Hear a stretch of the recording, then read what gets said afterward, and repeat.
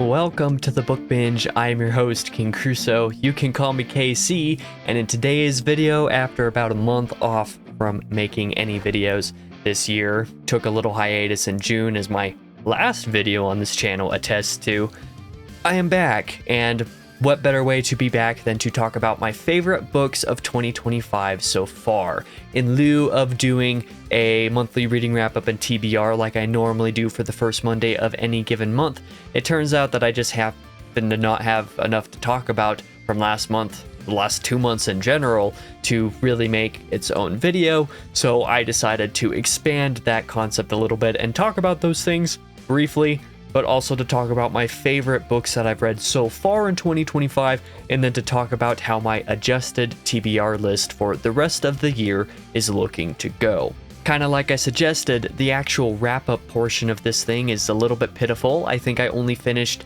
3 books since mid-April, so about, 2.5 months I've only finished 3 books, so not a whole lot to talk about there. Things have definitely changed over the last few months in accordance to what I thought they would be like 6 months ago, and we'll definitely talk a little bit more like that, talk a little bit more about that on Friday with my upcoming State of Affairs video. Some pretty big changes, but for now I just wanted to talk about the reading. So let's kind of jump into that. An honorable mention for this will be the Diamond Edition of Empire of Silence. That is because I reread the Diamond Edition of this. I started that in the back half of April, finished it, I believe on the very last day of May. It might not have been the very last day of May, but it was like that last weekend, so it took a little while with my work schedule and everything else going on to actually get through this, but I did read that entire Diamond Edition, and it was a really special experience. It doesn't quite make my top 5 of the year, partially because it's a reread. It was just a really special experience to be able to read the updated text of this, and in the context of where I am in the Sun Eater at this point, reading this after having read all the way up through Disquiet Gods was inherently different than having read it the first time, and also even different than having read it before, reread it before Disquiet Gods came out. Like, there's just so much that Disquiet Gods, this final act of the series, changes about the series that made that reread really special. So I definitely enjoyed that. But my 5 favorite books of the year so far, number 5 would be The White Country by Boston Tarrant, a book that I actually really enjoyed. And all the things that I was really worried it might end up doing poorly, it did not end up doing poorly. So it just really sat well with me. Really enjoyed that experience. It's also a pretty short, quick read. I just really enjoyed the book. I thought it was special, and I thought that the review that I did of it was pretty good, and also one of my longest reviews of the year, so that kind of puts things into perspective. My 4th favorite book of the year so far was Congo by Michael Crichton. The only reason why this isn't like, surefire top 3 or something like that is because of the ending. There's not really an ending, and the ending to which there is not the best climax in the world. It's an okay climax, definitely not what I would have preferred, but there's also just straight up no proper ending. If you want to hear a little bit more about this, you can watch my review of the book. I've reviewed all of the books that we're talking about here by the end of this month, and we'll come back to that note shortly. But Congo is a really solid book. Even though the ending is pretty disappointing, I think the first part of it especially is worth reading all of on its own, so I definitely think you should check the book out. I had a really great time with it in spite of the ending. Number 3 of the quarter, or of the year so far, is The Dead Zone, and this is one that I haven't reviewed yet, but will be reviewed this month. Really, really solid book. In fact, I think that I'm not one to use the term underrated very much, because I think most people use it wrong.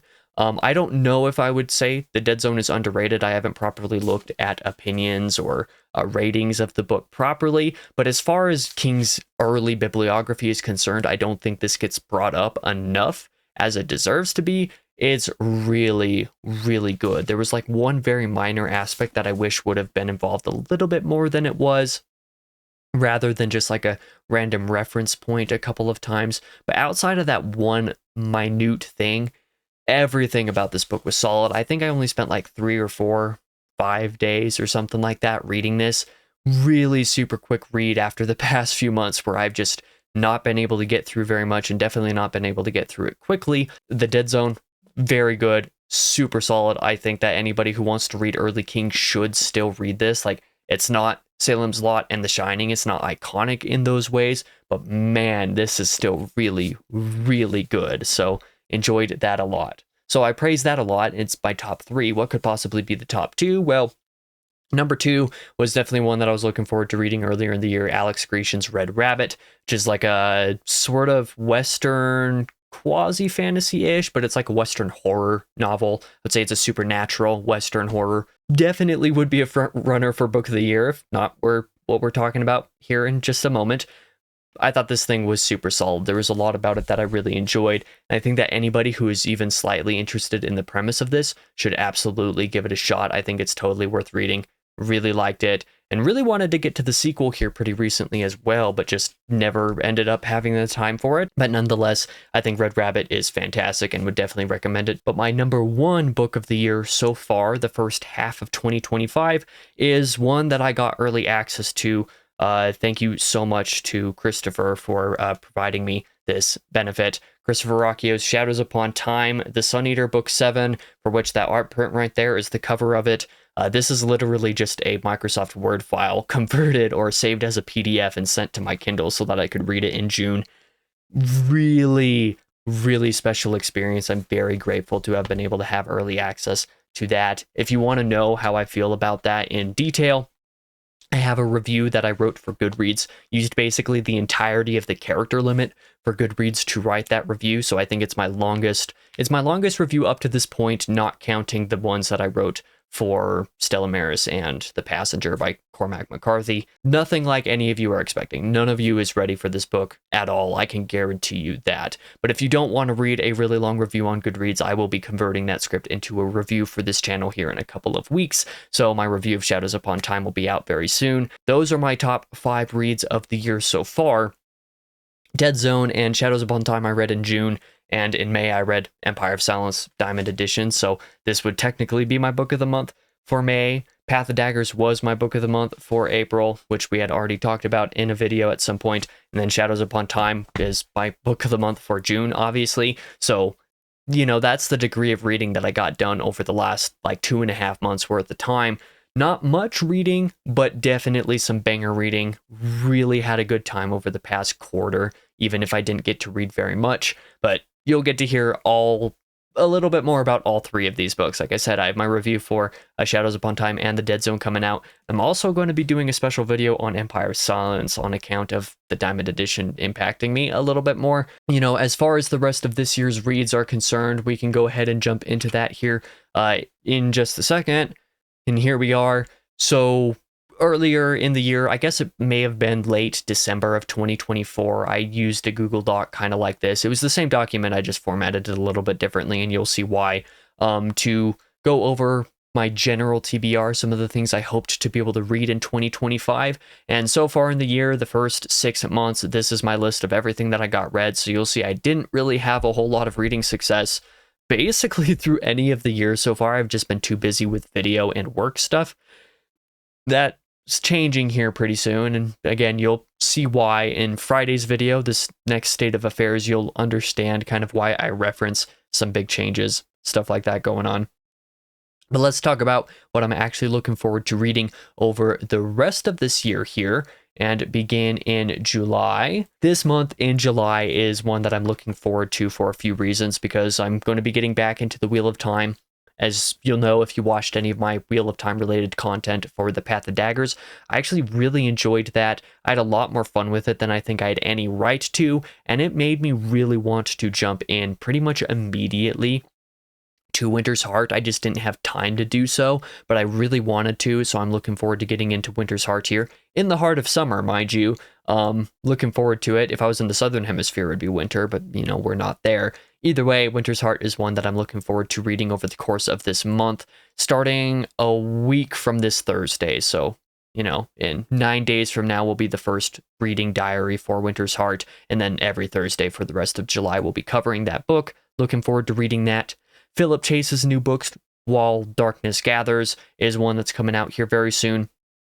I would actually have liked to have been able to start reading that so far, but my copy hasn't shown up yet, which is disappointing, but that's one that I'm definitely looking forward to reading this month. Might even be able to get to that if it gets to me in time. I might even be able to get to that and read it entirely before Winter's Heart, but I'm looking forward to that. Really enjoyed the Adan trilogy and really looking forward to this book as well. I know it follows like 14 or something years after that series, and it's much shorter, only like 90,000 words, he said, but I'm really interested to see what it's about, see how good it is, and just looking forward to checking it out in general.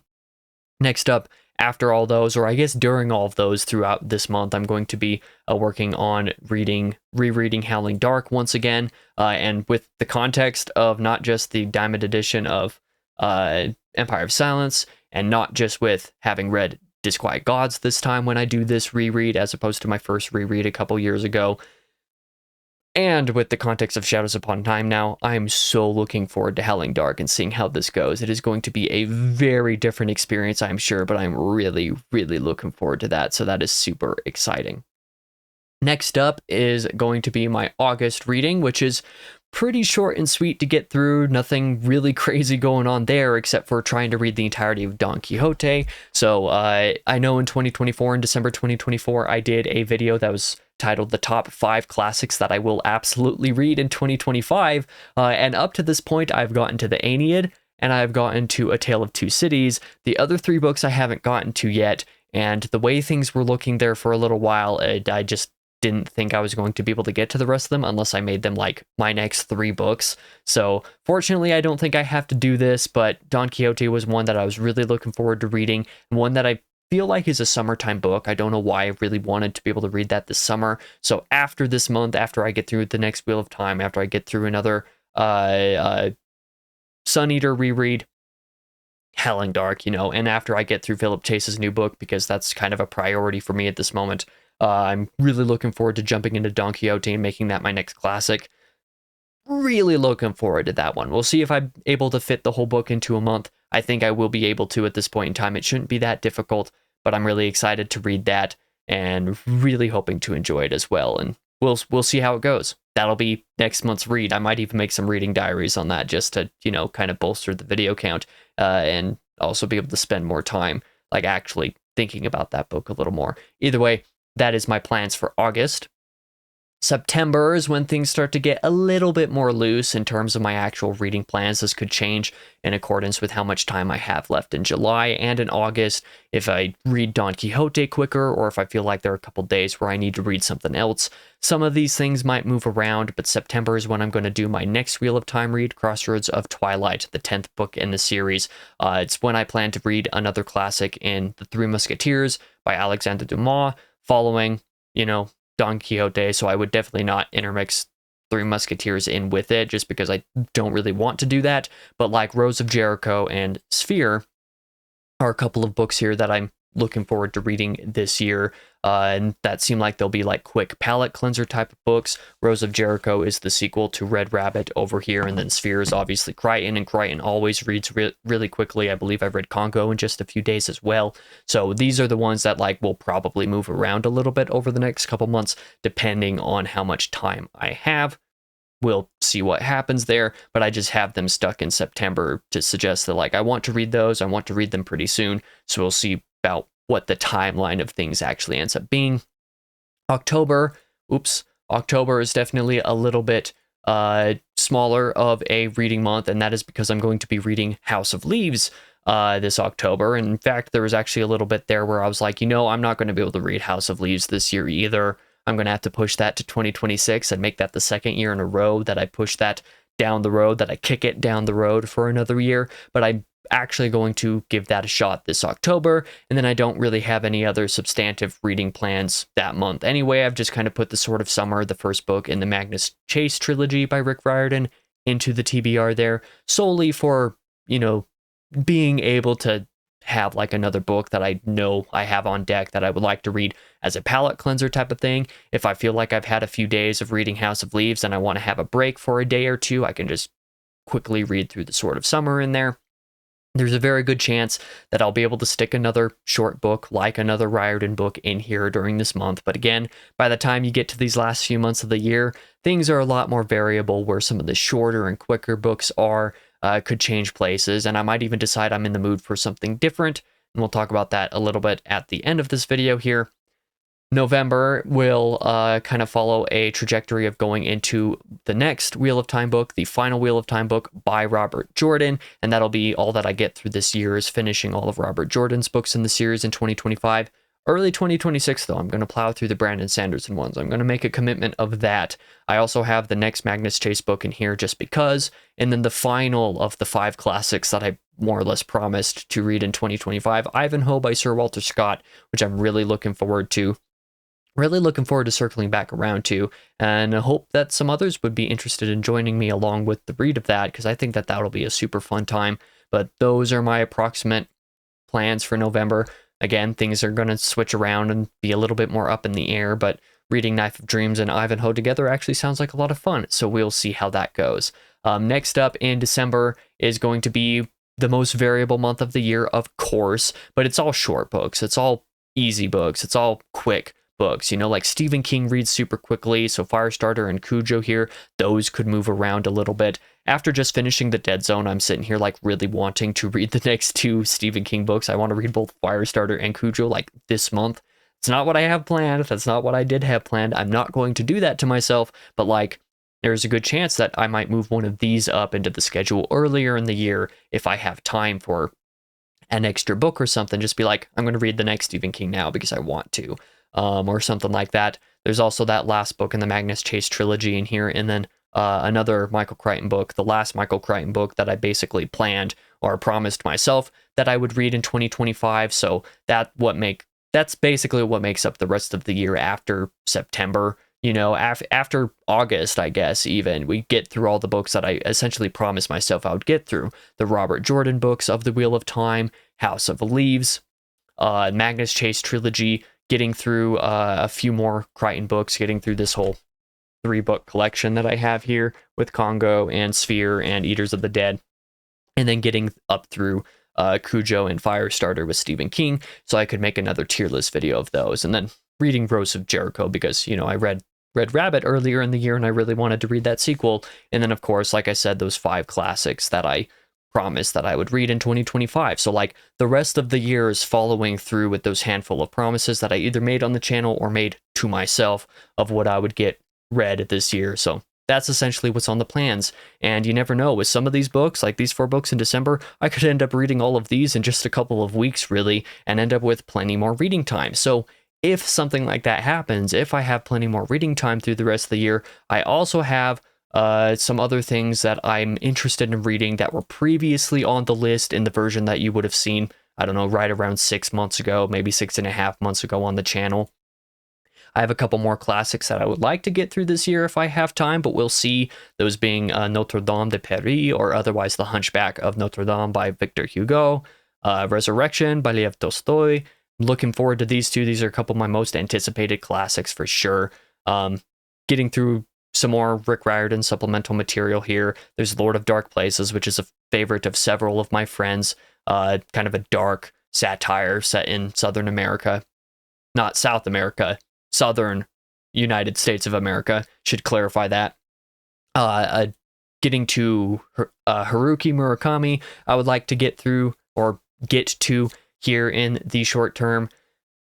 I was hoping to be able to get to one of his books this year. I might not at this point, but if I do, that would be the one that I would like to try. I also had tentatively planned John Gwynn's, the sequel series to Faithful and the Fallen, of Blood and Bone, I believe it's called. I wanted to read that trilogy. I was hoping like maybe I could read that trilogy late in the year, depending on how things go. So that's one that I like kicked off. Maybe I'll read that in 2026 instead. I'd be totally happy to read that in 2026 instead. I don't have anything written on here, but like there's a chance that maybe I'll start Discworld and read a Discworld book here in the last half of this year. Probably not, but you know, possibility, it could happen. If that's what I'm in the mood to give a shot, that might be what I give a shot.